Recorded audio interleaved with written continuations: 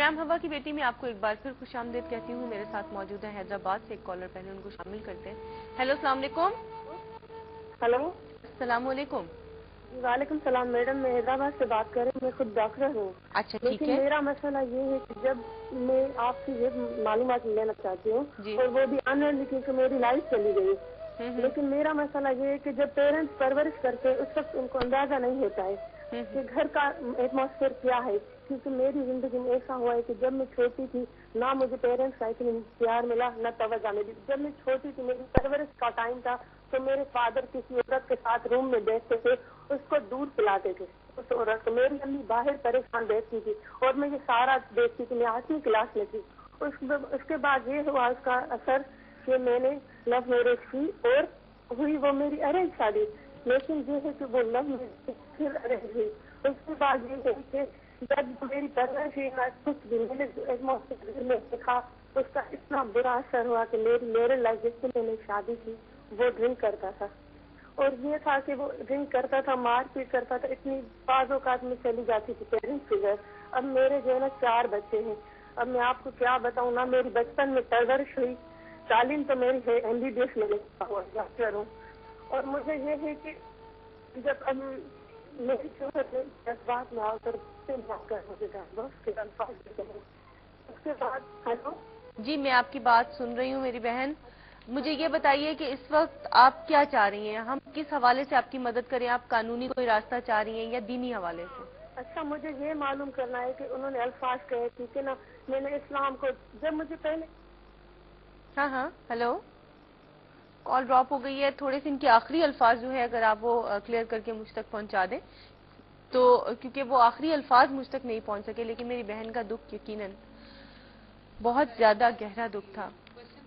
बचपन से लेके आज तक उनकी जिंदगी का दौरानिया जो उन्होंने बहुत कम लफ्जों में हमारे साथ यहाँ शेयर किया, यकीनन उसमें कहाँ कहाँ कितना कितना दुख शामिल होगा, ये तो उन्होंने चंद लम्हों में, चंद सेकंडों में अपने वो तमाम दुख हमारे सामने बयान कर दिए। लेकिन वो दौरानिया जब गुजरा होगा तो वो पल कैसे होंगे, वो घंटे कैसे होंगे, वो दिन कैसे होंगे, वो रातें कैसी होंगी।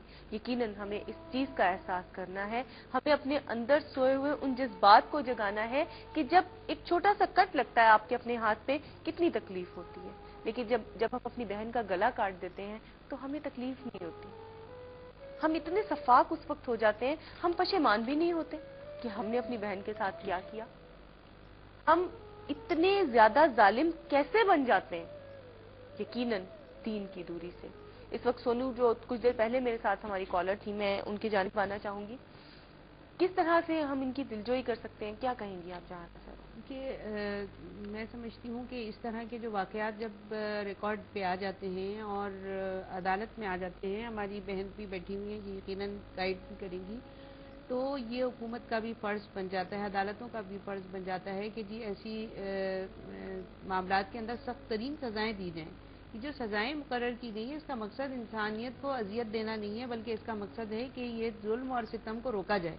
ठीक। और जुल्म और सितम रुक नहीं रहा, उसकी वजह यह है कि लोग जुल्म करते हैं और बर्बरियत का यानी वो खुल्ला जो है वो ऐलान करके और वो काम कर रहे होते हैं और उसके बाद उनको कोई सजा नहीं मिलती। ये हम सिर्फ इस पर अब कायम है कि अल्लाह की तरफ से कोई पकड़ आ जाए, बेशक, लेकिन इंसान को भी अल्लाह तबारक व तआला ने पाबंद किया और ख़ास तौर पे बहैसियत मुसलमान यानी हम पाबंद हैं इस बात के कि जी क्या हमारा दीन इसके लिए सजाएं रखता है। जो शर फैलाते हैं, जो जुल्म करते हैं, जो अपनों के ऊपर जुल्म करते हैं, गैरों पे करते हैं और समझ लीजिए कि हैवानियत की सतह से भी गिर जाते हैं, उनके लिए सख्त किस्म का कानून जो बना हुआ है उसमें अमल दरामद होना चाहिए।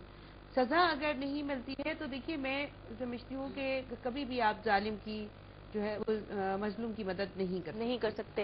इसी बात के साथ हमारे साथ एक कॉलर भी हैं, मैं आपकी इस बात को नुसरत की जानिब ले जाना चाहूंगी। आपने बार बार सजा के हवाले से मैं थोड़ा बिल्कुल एक चीज और एडवाइस करूंगी कि अल्लाह के साथ अपना जो है ना रिश्ता इतना मजबूत कीजिए, क्योंकि सबसे बड़ी ताकत जो है अल्लाह की ताकत है। आप उससे रिश्ता मजबूत करें, नमाज के जरिए करें, उसके बाद जिक्र के जरिए करें और उसको पुकारें, हर मुश्किल घड़ी में उसको पुकारें, यकीनन वो मदद करेगा। सोनू, आपके जज्बे सच्चे हैं, आपकी नीयत नेक है, मेरी बहुत सारी दुआएं आपके साथ हैं اور میرے جیسی اور بہت ساری بہنوں کی دعائیں آپ کے ساتھ ہیں. انشاءاللہ اللہ تعالیٰ نے چاہا تو آپ اپنے گھر میں خوش اور آباد ہوں گی اور اپنی بہنوں کے لیے بھی بہت کچھ کر سکیں گی. ہمارے ساتھ کالر ہیں, ان کو شامل کرتے ہیں. ہیلو, السلام علیکم. السلام علیکم. وعلیکم السلام میڈم. وعلیکم السلام. جی, کون بات کر رہے ہیں؟ مشتاق بول رہا ہوں لاہور سے. مشتاق بات کر رہے ہیں لاہور سے. جی باجی. کیا کہیں گے مشتاق صاحب؟ جی باجی, کیا کہنا چاہیں گے؟ کیا بہنیں بوجھ ہوتی ہیں؟ نہیں, میں آپ کو نہ داد دیتا ہوں, آپ میں اتنا حوصلہ ہے جو آپ اتنا کچھ سن سکتی ہیں. دوسرا, قرآن میں جو عورت کے لیے مقام رکھا ہے نا, ہمیں وہ رہبری جو ہے نا سب سے پہلے اس کی طرف نظر رکھنی چاہیے, کیونکہ اللہ تعالیٰ نے نا صرف عورتوں کے لیے اتنی لمبی ہے سورۃ النساء نازل کر دی ہے. اس پہ عمل کر لیں تو ہمیں کسی راستے میں بھٹکنے کی ضرورت ہی نہیں. مشتاق صاحب, آپ بہت اچھے انداز سے پروگرام میں شامل ہوئے. سورہ نساء کا آپ نے تذکرہ کیا.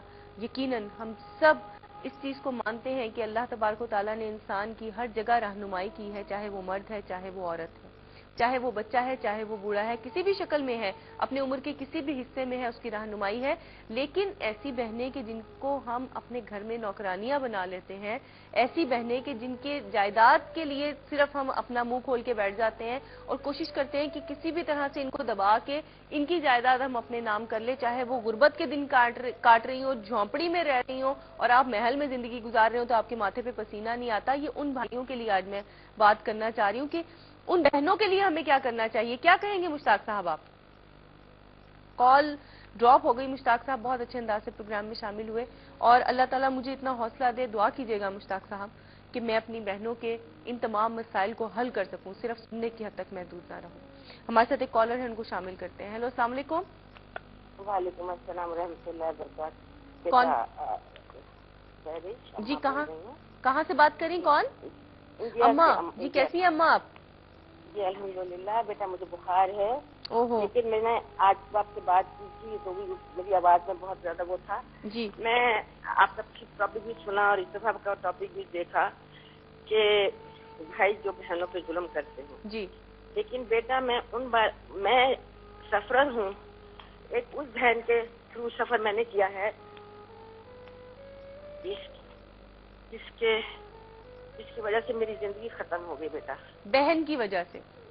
بہن کی وجہ سے, اس بہن کی وجہ سے جس نے کہ میرے میاں کو بچپن سے دبا کے رکھا اور ایجوکیشن وہ باہر ولایت چلے گئے تو وہاں بھی دبا کے رکھا, یہاں پہ جب واپس آئے تو وہاں بھی دبا کے, اور پھر جب ان کی شادی ہو گئی تو تب بھی وہ انڈر وہ ایک ان کے دباؤ میں رہتے تھے اور ان کی وجہ سے میرا گھر اجڑ گیا. مجھے زبردستی ہندوستان میں میری شادی ہو گئی تھی تو پاکستان بھیجا گیا. میرا پیک کروایا گیا کہ آپ بچوں کی ایجوکیشن وہاں بہتر ہوگی, یہ وہ ہوگا. And I was a single parent میں نے بچوں کی شادیاں کی, میں نے بچوں کو پڑھایا لکھایا, اور پھر اس کے بعد دوبارہ میں جب 98 میں یہاں آئی, 94 میں, تو بیٹا ان کو بھائی میں میری نند, اور انہوں نے ہمارا بہت جائیداد سے بیٹا پورے پر قبضہ کیا ہوا. انہوں نے پورا جو قلعہ ہے ہمارا, ایک قلعہ ہے یہاں ریاست کی پرانی, اس پہ قبضہ کر لیا ہے انہوں نے. میرا بیٹا کا حق سارا کھا لیا. میرا ایک بیٹا ہے اور ایک بیٹی ہے بیٹا. اچھا اماں, آپ کی طبیعت ٹھیک نہیں ہے, تھوڑا سا اپنی طبیعت کا بھی آپ تھوڑا سا خیال کیجیے. بیٹا میں مر جاؤں گی بیٹا. اللہ نہ کرے, اللہ نہ کرے اماں, اللہ نہ کرے. اللہ اماں آپ اس وقت میرے قریب نہیں ہے, ورنہ میں آپ کو بہت سارا پیار کروں. میں اس وقت بہرحال اللہ تعالیٰ آپ کو زندگی دے, صحت دے. آپ ہماری وہ کالر ہیں کہ جس نے ہمیشہ ہماری رہنمائی کی. لیکن اس وقت یقیناً آپ کا جو مسئلہ ہے, مجھے لگتا ہے کہ آپ کو قانونی اس وقت جو ہے مشورے کی ضرورت ہے. آپ کو قانونی طور پہ دیکھنا چاہیے کہ کہاں پر آپ کس طرح سے اپنے آپ کو بچا سکتی ہیں. میں چلوں گی نصرت کی جانب اور جانتے ہیں کہ اماں کے مسئلے کا حل کیا ہے. جی نصرت. جیسے کہ اماں نے بتایا کہ وہ سنگل پیرنٹ ہیں اور انہوں نے اپنے بچوں کی پرورش کی اور سب ہے، تو گو کہ اب انہیں اپنے لیے اس وقت شاید ضرورت نہیں، لیکن اپنے بچوں کے لیے تو یقیناً ضرورت ہے، اور شرعی طور پہ ان کا انہیریٹنس میں وہ ان کا حصہ ہے جو ان کے پیرنٹس کی طرف سے ان کے لیے یہاں بہن ہے، یہ بہن ہے ان کی، جنہوں نے ان کے ہسبینڈ کو بھی اپنے دباؤ میں رکھا، ساری زندگی ان کی بھی خراب ہوئی اور اب وہ جائیداد کی طرف انہوں نے پوری طرح سے قبضہ کیا ہوا ہے، تو کیا کہیں گے آپ؟ تو اس کے لیے راستہ کھلا ہے، سول پروسیجر کوڈ کے تحت یہ کورٹ میں جائیں اور اپنا جو ہے لیٹر آف ایڈمنسٹریشن ہے یا اپنا پارٹیشن ہے، پراپرٹی کی پارٹیشن ہے، اس کے لیے یہ اپلائی کریں، تو ان کا حصہ جو ہے یقیناً ان کے پاس ڈاکیومنٹس ہیں، یہ پروو کر سکتی ہیں کہ وہ گورنمنٹ کورٹس خود منگوا لیتے ہیں وہ ڈاکیومنٹس، اگر کوئی پرووائڈ نہیں بھی کر سکے، ان کے پاس نہیں ہے یا وہ پارٹی نہیں دینا چاہتی ہے، تو ایٹ لیسٹ وہ مینشن کریں وہ پراپرٹیز جو جتنی انہیں معلوم ہے، اگر بینکوں میں کوئی اماؤنٹ ہے، گولڈ ہے اور لینڈس ہیں ان کی، کوئی گھر ہے، محل ہے جیسے کہ یہ کہہ رہی ہیں، تو ان کو مینشن کریں اور کورٹ میں اپلائی کریں، کیس فائل کریں، اور انشاءاللہ کورٹ خود نوٹس کرے گی انہیں، اور پھر جو ڈاکیومنٹس ان سے ریلیٹڈ ریکوائرڈ ہوگا، اگر دونوں پارٹیز نہیں وہ کرتی تو اتھارٹیز کو کال کیا جائے گا اور وہاں سے وہ ڈاکیومنٹس منگوائے جائیں گے، اور ان کا رائٹ جو بھی ہے، ان کا حق جو ہے وہ یقیناً ملے گا، یہ پریشان نہیں ہوں، یہاں پہ کوئی کام مشکل نہیں ہے، تھوڑا سا ہمت کرنے کی بات ہے، ہمت یقیناً آپ کیجئے، آپ کا حق آپ کو یقیناً ملے گا انشاءاللہ۔